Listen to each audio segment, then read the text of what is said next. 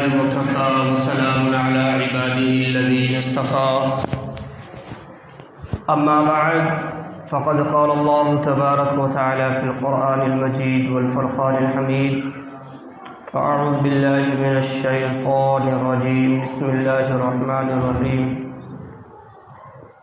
الأخلاء يومئذ بعضهم لبعض عدو. صدق الله المولانا العظيم وبلغنا رسوله النبي الأمين الكريم ونحن على ذلك لمن الشاهدين والشاكرين والحمد لله رب العالمين. غوث اعظم بمن بے سر و ساما مدد. غوث اعظم بمن بے سر و ساما مدد. قبلہ بھی مدد کعبہ ایماں مدد. بگرداب بلا افتاد کشتی مدد کن یا معین الدین چشتی. قادریم نارائن دمدہ شیخ احمد رضا خواہ قطب عالم میزنم. حمد باری تعالیٰ کے بعد ہم تمامی حضرات مل کر آئیے اپنے آقا و مولا حضور احمد مجتبیٰ محمد مصطفیٰ صلی اللہ علیہ وسلم کی بارگاہ بے نصیب میں جھوم کر عقیدت و محبت کے ساتھ درود و سلام پڑھ لیں. پڑھے باول بلند اللہم صلی علی سیدنا و مولانا محمد عدد ما فی علم اللہ صلاة دائمة بدوام ملک اللہ صلی اللہ تعالی علیہ وسلم. الصلاة والسلام علیک یا رسول اللہ. الصلاة والسلام علیک یا حبیب اللہ وعلى آلك وأصحابك سيدي يا رسول الله صلی اللہ تعالی علیہ وسلم. اللہ رب العزت کا لاکھ لاکھ کرم، اس کا احسان کہ اس پروردگارہ نے ہم گناہگاروں کو اپنے مقدس گھر میں جمع ہونے کی توفیق بخشی. مزید کرم یہ کہ کچھ لمحہ دین کے بارے میں غور و فکر کرنے کی بھی توفیق عطا فرمائی. اس دین کا نظام اللہ رب العزت نے کسی نہ کسی ہستی کے ذریعے قائم رکھنا ہے اور قیامت تک یہ دین متین چلتا رہے گا. اب اس دین کے علاوہ نیا دین نہیں آنے والا ہے. یہی دین قیامت تک رہے گا اور تمام ادیان پر غالب یہی دین ہے.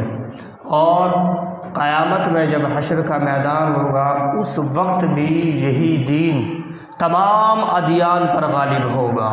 تمام دینوں پر دین اسلام غالب ہوگا. ہر مہینہ کسی نہ کسی کے ذریعے پہچانا جاتا ہے، نسبت رکھتا ہے. ہم اہل سنت والجماعت جس طریقے سے توحید کا اعتقاد اور توحید کے ماننے والے ہیں، اپنے رب تبارک و تعالیٰ کو یکساں، اس کا شریک، اس کا ساجی نہیں سمجھتے. وہ اپنی شان میں، وہ اپنی عبادت کے لائق ذات و صفات میں تنہا ہے. اس کا کوئی ساجی نہیں، اس کا کوئی ساتھی نہیں. اسی طریقے سے ہم اہل سنت کا اعتقاد اور ایمان یہ ہے کہ انبیاء کرام کی شان بھی بہت ہی ارفع و اعلیٰ ہے. ان تمام میں سب سے بالا تر اگر کسی نبی کی شان ہے تو وہ ہم گناہگاروں کے آقا کی شان ہے. ہمارے نبی کی شان تمام انبیاء کرام سے بالا تر ہے. ہم اہل سنت کا اعتقاد یہ بھی ہے کہ جس طریقے سے ہم انبیاء کرام کو مانتے ہیں اسی طریقے سے ہم اولیاء کرام کی ذات کو بھی مانتے ہیں، اولیاء کرام کی ہستی کو بھی مانتے ہیں. اور آج کے دور کے اندر اگر صحیح راستہ، سیدھا راستہ ادھر ادھر نہ بھٹک کر اگر تلاش کرنا ہے تو اولیاء کرام کے نقش قدم پر چل لو، یہی سیدھا راستہ ہے. محبوب کریم صلی اللہ علیہ وسلم کی ذات بابرکت تک اگر کوئی راستہ پہنچتا ہے تو وہ اولیاء کرام کا راستہ ہے. جو حضور علیہ الصلوۃ والسلام تک پہنچتا ہے وہ اولیاء کرام کا راستہ ہے. اور ہم اہل سنت والجماعت اولیاء کرام سے بھی محبت کرتے ہیں، ان کی محبت کے گن بھی گاتے ہیں. یہی نہیں کہ جی صرف یہ کہہ دیا کہ جی محبت تو کرتے ہیں، ہم بھی کرتے ہیں. آپ بتائیں، مثال کے طور پر اگر کوئی یہ کہے کہ جی میں مانتا ہوں نماز فرض ہے نماز فرض ہے لیکن وہ پڑھتا نہیں ہے، ماننے کا کوئی فائدہ ہے بھائی؟ اس سے فائدہ تب ہے جب وہ نماز ادا کرے، یا وہ یہ کہے کہ جی نماز ٹھیک ہے پڑھتا بھی ہے، لیکن وہ یہ کہے کہ جی نماز سے سکون نہیں ملتا اور نماز سے رزق میں برکت نہیں ہوتی، نماز تو بس یہ ایک عبادت ہے، اس سے فائدہ کچھ نہیں ہونے والا، تو وہ کیا ہے؟ وہ مومن ہے؟ کوئی نماز پڑھنے کا اس کا کوئی فائدہ ہے؟ کوئی فائدہ نہیں ہے۔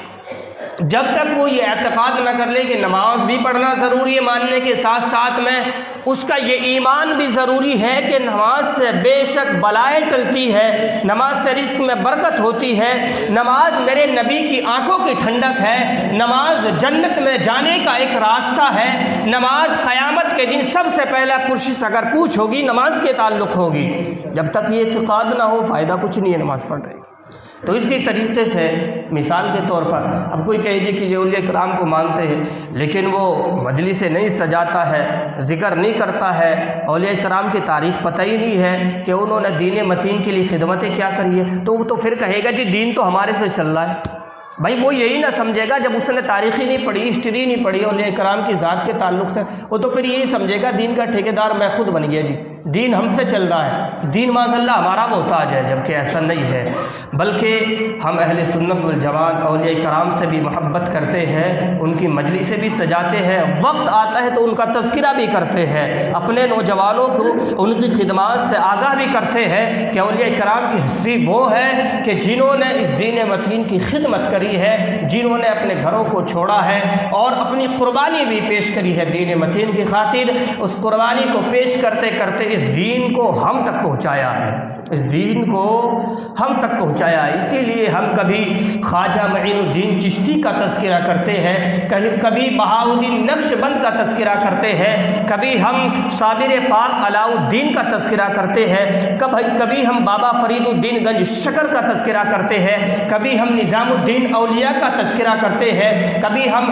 خواجہ قطب الدین بختیار کاکی علی رحمہ کا تذکرہ کرتے ہیں، کبھی ہم مفتی اعظم ہند کا تذکرہ کرتے ہیں، کبھی ہم ماضی دورہ مفتی اعظم اور مجدد اعظم امام احمد رضا کا تذکرہ کرتے ہیں، کبھی ہم مجدد الفسانی کا تذکرہ کرتے ہیں، کبھی ہم غوث السمدانی قطب ربانی شیخ عبد القادر جیلانی علی رحمہ کا تذکرہ کرتے ہیں۔ ہم ان بزرگوں کے تذکرات کرتے ہیں اور اپنی قوم کو اس سے آگاہ کرتے ہیں کہ دین متین کی خدمت ہمارے دین متین کی خدمت اولیاء کرام کی مقدس ذات نے کری ہے، اور انہی کی دین متین کی خدمت کی وجہ سے آج دین ہم تک پہنچا ہے۔ میرے بھائی پھر سوال یہ پیدا ہوتا ہے، قسم رب ذوالجلال کی بات میں ایک طرفہ اعتقاد کی نہیں کر رہا ہوں، کوئی یہ نہ سمجھے کہ ایک طرفہ اعتقاد کی وہ اپنے ہوشیار اور یہی ایکسیپٹ کرنے کی بات ہے، تو اس کو عشق رسول جس کے دل میں ہوگا اولیاء کرام کی محبت وہی قبول کرے گا، تذکرے وہی کرے گا جس کے دل میں آقا علیہ الصلوۃ والسلام کی محبت کے تذکرے اور آقا علیہ الصلوۃ والسلام کے عشق کے موج مارتی ہوگی وہی تذکرے کرے گا۔ آخر اولیاء کرام کی محبت سے فائدہ کیا ہے؟ اس کو بھی ختم کر دیا جائے کہ سوال یہ ہوتا ہے نا کہ اتنے تذکرے کیوں کرتے ہو جی، تو فائدہ کیا ہے اولیاء کرام کی محبت سے؟ ہمیں بینیفٹ کیا ہے اولیاء کرام کی جماعت سے؟ ان کا تذکرہ کرنے سے، ان سے محبت کرنے سے بینیفٹ کیا ہے؟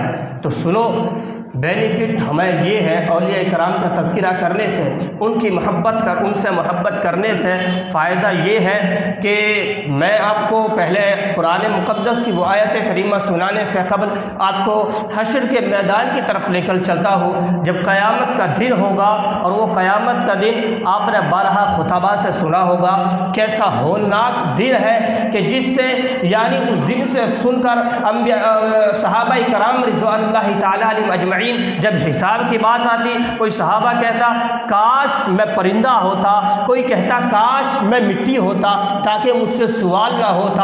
احادیث کریمہ کے اندر آیا کہ قیامت کا وہ ہولناک منظر ہوگا، آقا علیہ الصلوۃ والسلام نے ارشاد فرمایا کہ یہ سورج سوا نیزے پر ہوگا۔